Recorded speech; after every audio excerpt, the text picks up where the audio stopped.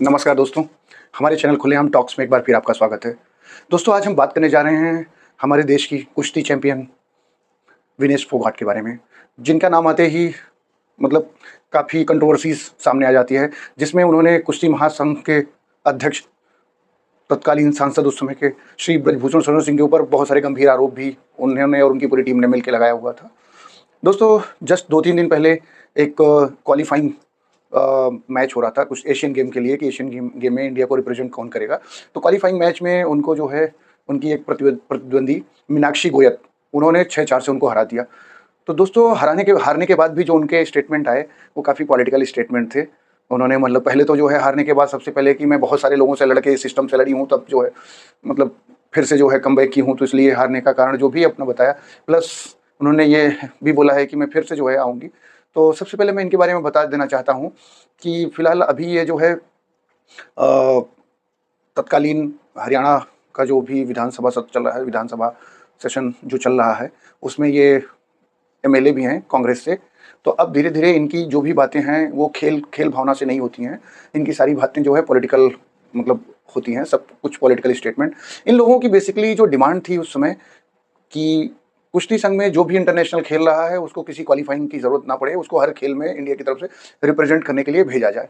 तो उस समय के जो कुश्ती कुश्ती संघ के अध्यक्ष थे, श्री ब्रजभूषण शरण सिंह जी, उनका कहना था कि आप ज़रूरी नहीं है कि इंटरनेशनल खेल के आए हो, तो फिर से जो है आप फिट एंड फाइन हो या आपसे बेटर कोई मतलब रिप्रेज़ेंट नहीं कर सकता या आपसे बेटर कोई नहीं खेल सकता। तो इनका कहना था कि हर मैच के पहले सबका ट्रायल होना चाहिए, जो नए हैं, जो जाना चाहते हैं आगे या जो पुराने ऑलरेडी जो है मतलब इंटरनेशनल खेलों में पार्टिसिपेट करके आए हों। क्योंकि क्या होता है कि ज़रूरी नहीं है कि एक आदमी जीता हो या हारा हो या पार्टिसिपेट कर रहा है, तो वो हमेशा जो है वही रिप्रेज़ेंट करे। मतलब नई जो भी प्रतिभाएँ उनको मौका ना मिले या नया जो है उससे ज़्यादा मतलब मजबूत या उससे ज़्यादा जो है टैलेंटेड नहीं हो सकता। तो उनका ये लॉजिक था। तो उन्होंने कहा कि हर खेल के पहले अगर आप अपने आप को जो है टैलेंटेड समझते हो, तो हर खेल के पहले ट्रायल दो।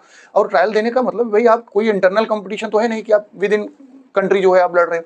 वहाँ पे आप इंटरनेशनल प्लेयर से जो है आप लड़ने जा रहे हो, इंटरनेशनल गेम में पार्टिसिपेट करने जा रहे हो, तो आपके कंपटीशन में या आप में सबसे उसी को मतलब जाना चाहिए जो बेस्ट हो। हमारे इंडिया को जो रिप्रेजेंट करने जा रहा है, जो इंडिया का बेस्ट जो है वो जाए ना एटलीस्ट, भाई जीत के आएगा। अब ये थोड़ी ना है कि हमारी मोनोपोली है, हम एक बार जा चुके हैं तो हमें ही बार-बार जाना है।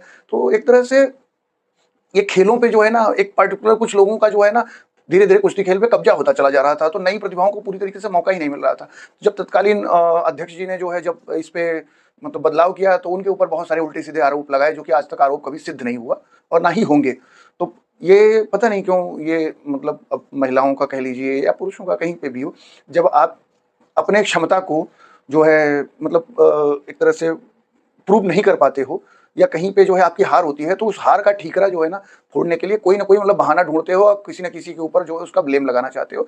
तो इस मतलब साजिश का शिकार हुए ब्रजभूषण शरण सिंह, जो कि जो है पार्टी से एक तरह से निष्कासित कह सकते हो कि भई उनको दोबारा जो है टिकट नहीं मिली, जो कि जनता में काफ़ी लोकप्रिय हैं। और कहीं न कहीं आप सोचिए कि उनके जगह पे उनके बेटे को टिकट दिया गया, तो भी वो जीत गया। इट मीन्स जनता में लोकप्रिय हैं। लोकप्रिय वही होता है जो पर्टिकुलर जिस क्षेत्र से चुनाव आप जीतते हो। और अब तो लोकतंत्र है, ऐसा तो नहीं है कि कहीं पे बूथ कैप्चरिंग हो रही है ज़बरदस्ती। तो पर्टिकुलर आप किसी भी क्षेत्र से अगर आप बार-बार चुनाव जीत रहे हो, तो इसका मतलब ये है कि उस क्षेत्र के लिए आप कुछ बड़ा कर रहे हो, अच्छा कर रहे हो। क्षेत्र की जनता आपको पसंद करती है। कहीं न कहीं क्षेत्र के मतलब लोग बहुमत जो है आपके साथ है।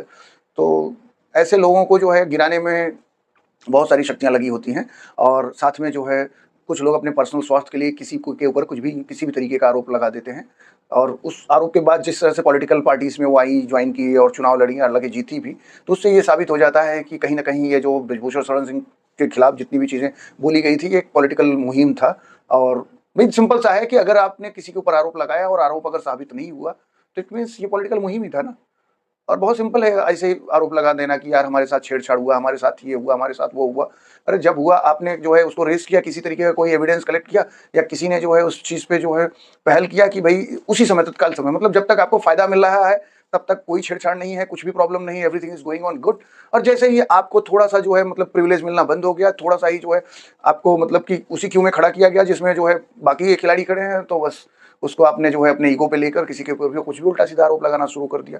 और पूरा देश देख रहा है कि मतलब ऐसे आरोप जो है बहुत सारे लोगों पे लगते चले आए हैं, लेकिन क्या है कि सत्य जो है परेशान हो सकता है, पराजित नहीं। तो विनेश जी, मैं आपसे रिक्वेस्ट करूँगा कि अपने खेल पे ध्यान दें। शायद आप कुछ बड़ा मेडल अचीव कर सकते हैं, कुछ बड़े ओलंपिक खेलों में भी कुछ बड़ा आप लेके आ सकते हो, अगर उस पे ध्यान दो। लेकिन अगर राजनीति पे आप अगर ध्यान देते हो ना, तो ठीक है, फुल टू राजनीति करो ना, फिर मतलब देश को बदनाम मत करो ना। भाई कहीं ना कहीं आप अगर कुछ भी जो है इंटरनेशनल लेवल पर रिप्रेजेंट कर रहे हो, तो ये जो बातें, ये जो उल्टे सीधे आरोप हैं, पूरे विश्व में जाती हैं ना, तो एक तरह से आप देश को बदनाम कर रहे हो। और अगर आपके साथ वाकई में हुआ है तो आप डटे रहो ना, लड़े रहो ना, अब राजनीति क्यों कर रही हो? और लड़के और उसको साबित करो ना। इतना भी नहीं है कि भाई उस एकेडमी में या जहाँ पे भी होते वहां पर अकेली लड़की थी, बाकी लोग कोई नहीं था। अगर आपके पास एविडेंस है, विटनेस है, और अभी हर जगह सीसीटीवी है, बहुत सारी चीजें, तो कोई एक एक्टिविटी अगर कैमरे पे या कहीं ना कहीं तो आई ही होगी। कोई आदमी अगर जो है इस तरह का अगर हरकतों वाला है, तो ऐसा नहीं है कि किसी एक के साथ ही करेगा, बहुत सारे लोगों के साथ ये चीजें निकल के आती हैं, तो वो कहीं ना कहीं जो है साबित हो जाती है। लेकिन हर चीज जो है मतलब पॉलिटिकल एजेंडे के तहत चलाया गया, जो कि ठीक नहीं है। किसी के साथ गलत हो तो आप सख्ती से लड़ो, साबित करो, और पूरे दमखम के साथ लड़ो। और अगर गलत नहीं है ना, तो ये पर्सनल स्वार्थ के लिए ना किसी के ऊपर कुछ भी आरोप मत लगाओ। नीचे वाला तो देख रहा है, ऊपर वाला भी देख रहा है, और ऊपर वाले की लाठी में जो है ना आवाज़ नहीं होती है, लेकिन ताकत बहुत होती है। वो कहाँ कहाँ लगती है, कहाँ कहाँ घुसती है, किस किस तरीके से उसका असर होता है ना, उसको थोड़ा सा ना मतलब बर्दाश्त कर पाना थोड़ा मुश्किल हो जाता है। और बाकी के भी जो भी देश में इस तरह के लोग हैं कि कुछ अपने पर्सनल स्वार्थ, पर्सनल अचीवमेंट के लिए किसी भी तरीके का कंप्रोमाइज़ भी करते हैं या कंप्रोमाइज़ नहीं करते हैं। अगर उनको नहीं मिला तो पता लगा कि जो भी अथॉरिटी है उसके ऊपर कुछ भी उल्टा सीधा ब्लेम कर देते हैं, जो राजनीतिक सुर्खियां बटोरने के लिए और लोगों की संपत्ति बटोरने के लिए। उसके बाद किसी और फील्ड में घुस जाते हैं या प्रॉपर कंटिन्यू राजनीति में लग जाते हैं। ऐसी घटनाएं बहुत बार आई हैं। और ऐसी घटनाओं में तो मैं तो कहूँगा कि ऐसे कानून होने चाहिए कि अगर साबित ना हो ना, तो उसके 10 गुना सजा उसी को मिल जानी चाहिए, और उसको जो है ताकि दोबारा ऐसी चीज़ों पे कोई फालतू का प्रयास ना कर सके। ये मेरा सुझाव था। बाकी लोकतंत्र है। धन्यवाद।